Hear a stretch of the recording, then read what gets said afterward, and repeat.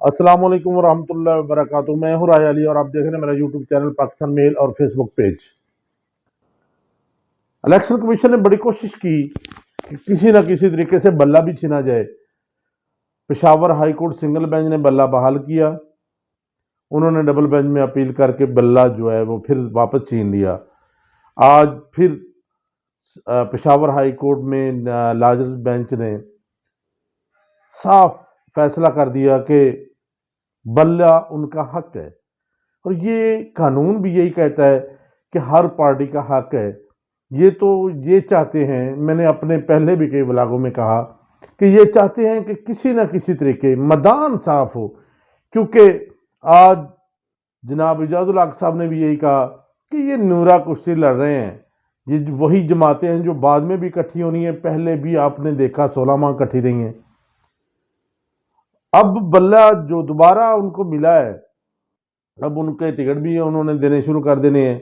आज फिर election commission ने फौरन ही कॉल की मीटिंग, और उस पर फिर वो शायद सुप्रीम कोर्ट चले जाएं। मगर अब मुझे ये नहीं लगता कि ये जो बल्ला है वापस छीना जाएगा। बल्ला उनका हक है, बल्ला वो लेकर रहेंगे, बल्ला उनको मिल गया और बल्ला चलेगा भी। और दूसरा मैं आपको ये बता दूं कि जो इलेक्शन है, मैं हर व्लॉग में आपको कह रहा हूं कि इलेक्शन होना मुमकिन नहीं है कि इलेक्शन हो। इलेक्शन बहुत मुश्किल में और खटाई में पड़ते जा रहे हैं। उसकी वजह यह है कि जो ये डील करके आए थे, जिसकी वजह से भवाना साहब को की छितरौल भी, उन्होंने कहा जी हमारी तो बात हो गई है। जो ये बात करके आए थे, जिस बात पे ये इलेक्शन लड़ना चाह रहे थे, वो बात इनके हाथ में अभी 20% भी नहीं है। 50% तो बहुत की बात है। इनके सिर्फ केस रिलीज हुए हैं। अब मैदान में उतरना, मैदान से जंग जीतना, वो बहुत मुश्किल नजर आ रहा है। क्योंकि इन्होंने, मैंने आज एक सोशल मीडिया में देख रहा था वो गरीदा फरूकी का, कि वो एक जगह पे बैठी है, मैं एमपी के नाम भी बता देता हूँ, वो एमएनए का इलेक्शन भी लड़ रहा है, ख्वाजा इमरान नज़ीर। वो कह रहा था, उसको कह रही थी कि हमें वहां पे भेजें। ये मीडिया का हाल है कि हमें वहां पर भेजें जहां पर सिर्फ शेर की आवाज़ है।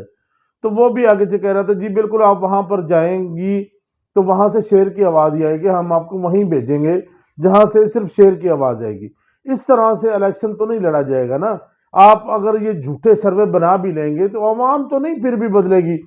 और अब जो सर्वे चल रहे हैं उसमें मैं आपको वाज़ह कह रहा हूं कि एडिट भी किए जा रहे हैं, कि जो दूसरी पार्टी का नाम लेते हैं उनके काट दिए जाते हैं, जो सिर्फ नून लीग और शेर का नाम लेता है उसको चलाया जाता है। ये सारी चीजें होने के बावजूद न तो ये पीटीआई के बानी को तोड़ सके हैं, ना ही पीटीआई के साथ जो लोग जुड़े हैं उनको तोड़ सके। वो अपनी जगह पर उसी तरह कायम दायम है और स्टिल वो मुकाबला करने के लिए तैयार है। अब तो दोबारा उनके हाथ में फिर बल्ला आ गया है, वो बल्ले को चलाएंगे।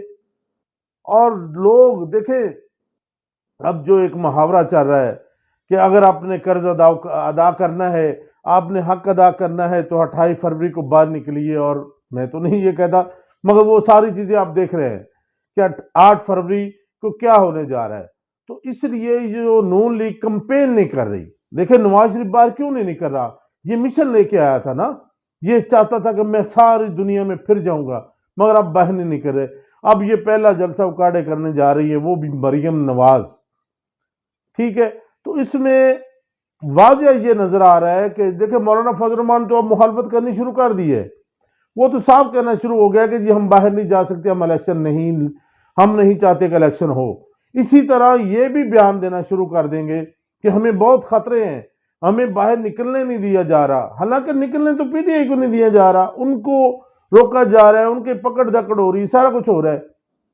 मगर वो फिर भी इस बात पे कायम है कि इलेक्शन हो तो ही मुल्क बच सकता है। अगर ये 8 फरवरी को इलेक्शन नहीं होते तो मजीद हालात ख़राब होंगे, ये मेरी बात ज़रूर याद रखिएगा।